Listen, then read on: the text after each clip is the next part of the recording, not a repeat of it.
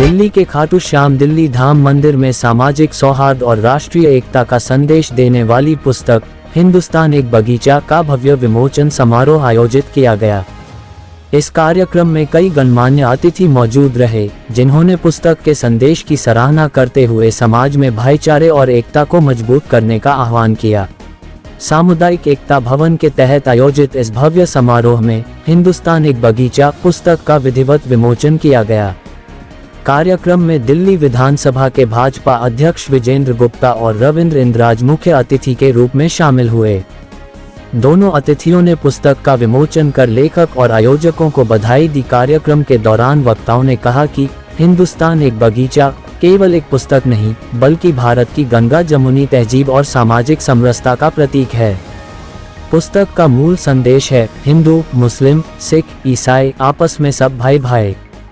वक्ताओं ने कहा कि समाज में प्रेम, सद्भाव और एकता ही देश की सबसे बड़ी ताकत है। रविंद्र इंद्राज जी ने अपने संबोधन में कार्यक्रम में उपस्थित सभी लोगों का स्वागत करते हुए पुस्तक के संदेश की सराहना की। उन्होंने कहा कि ऐसे प्रयास समाज को जोड़ने का काम करते हैं और आने वाली पीढ़ियों को आपसी भाईचारे का संदेश देते हैं। साथ ही उन्होंने कार्यक्रम के अध्यक्ष अब्बास अली को इस सफल आयोजन के लिए शुभकामनाएं दी। कार्यक्रम का समापन सभी अतिथियों और उपस्थित लोगों द्वारा सामाजिक एकता, सद्भाव और राष्ट्रहित के संदेश के साथ किया गया। आयोजकों ने उम्मीद जताई कि हिंदुस्तान एक बगीचा पुस्तक समाज में भाईचारे और आपसी विश्वास को और अधिक मजबूत करने में महत्वपूर्ण भूमिका निभाएगी। ये किताब सिर्फ हिंदुस्तान एक बगीचे के साथ हिंदू, मुस्लिम, सिख, ईसाई एकता के बारे में लिखी गई है और लगभग 100 हमारे बुद्धिजीवी जिनसे मेरा संपर्क हुआ,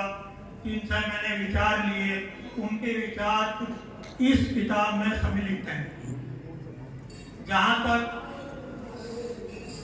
एकता का ताल्लुक है तो हमारे हिंदुस्तान जो बहुत ही हमारा प्यारा देश है, इसमें बहुत सारे धर्म यहाँ रहते हैं।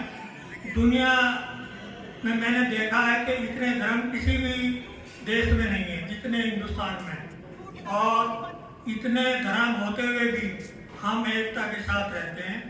तो इस किताब का शीर्षक और संक्षिप्त में यही है कि हमें प्यार मोहब्बत से रहना चाहिए, एक दूसरे के साथ मिलकर रहना चाहिए और नफरत की धुन बंद करनी चाहिए। हमारे अध्यक्ष जी ने मुझसे यही कहा कि जल्दी से आप कह दीजिए, क्योंकि अध्यक्ष जी को किसी प्रोग्राम में जाना है।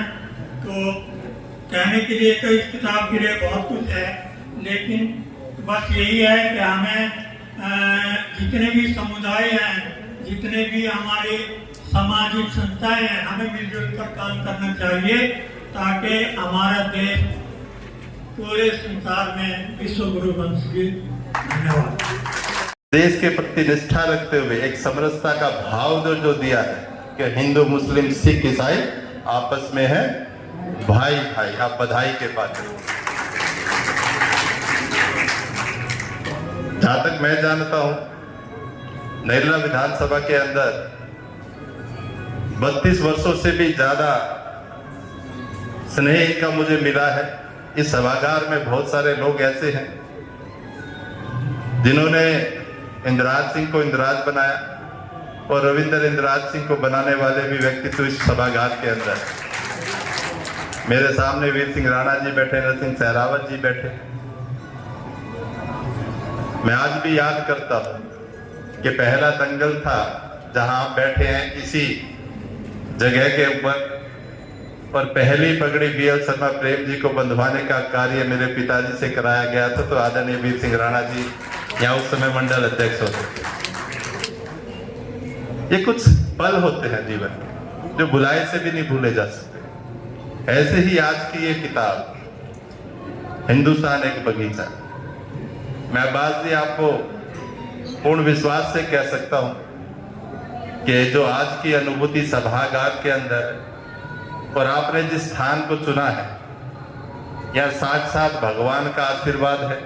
और भगवान भी कौन, शीश के दानी, जिन्होंने अपना जीवन दान कर कर इस समाज में धर्म की स्थापना करने के लिए अपनी आहुति दी, ऐसे ही आपके मन के भाव मैं कह सकता हूं कि भविष्य में आने वाली पीढ़ियों को समरसता का भाव देकर जाएंगे।